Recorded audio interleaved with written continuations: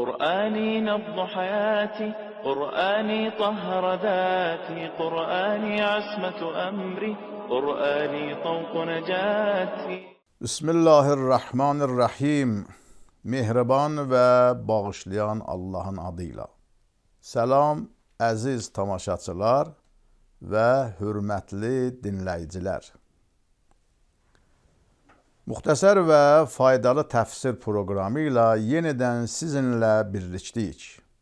Ələq surəsinin tərcümə və təfsirini davam etdiririk.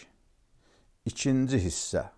Ələq surəsi 1-5-ci ayələrdən əldə edən mesaj və nəticələr. 1. Qur'anı oxumağa Allahın adıyla başlamaq lazımdır. İqra bismi rabbik. 2. İslamın ilk göstərişi mədəni maarif göstərişi olmuşdur. İqra. İnsan ilahi məqsədlə oxumalı, öyrənməlidir. İqra bismi rabbik. 4. Qur'an oxumaq təkamülə, tərəqqiyə səbəb olur. İqra və rabbukə. 5. Allahın tərbiyə etməsi həm maddidir, həm də mənəvi. Rabbikəlləzi xələq, xələqəl insana min ələq, rabbukəl əkrəm, əlləzi əlləmə bil qələm. 6. Rəbb həmin yaradandır. Rabbikəlləzi xələq. Beləliklə, müşriklərin Allahın yaradan olmasını qəbul edib, bütlər isə Rəbb olaraq pərəstiş etməsi fikri yanlışdır, yəni batildir. İnsanın laxtalanmış qandan yaradılması elmi baxımdan bir yenilikdir. Qeyb xəbəridir.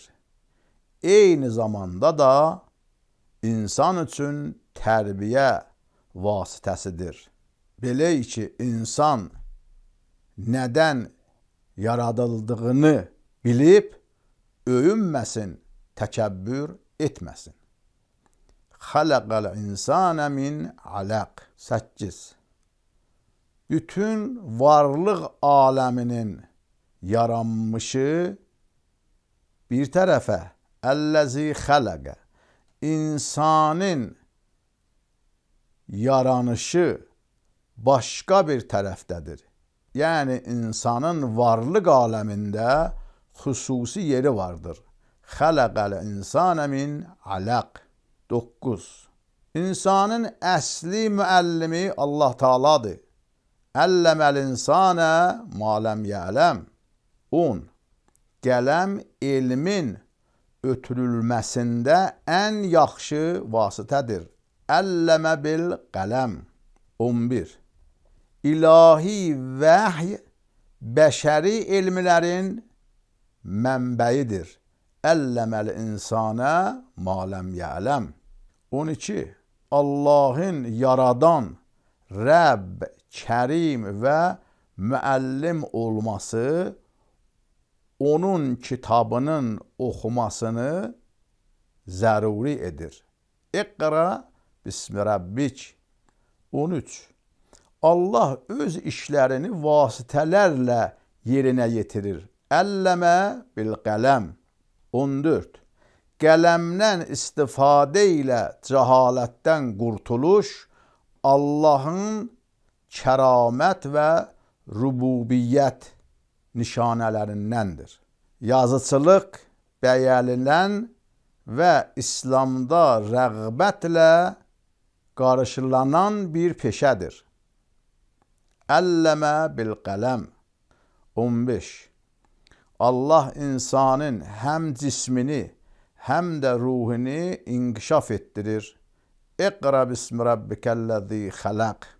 Rəbbikə sözü xələq və iqra sözlərinin arasında qərarlaşmışdır. Elhamdülillahi Rabbil alemin. Ələq surəsinin təfsirini növbəti proqramımızda da davam etdirəcəyik. Yenidən görüşmək ümidi ilə səlamət qalın, Allah amanın.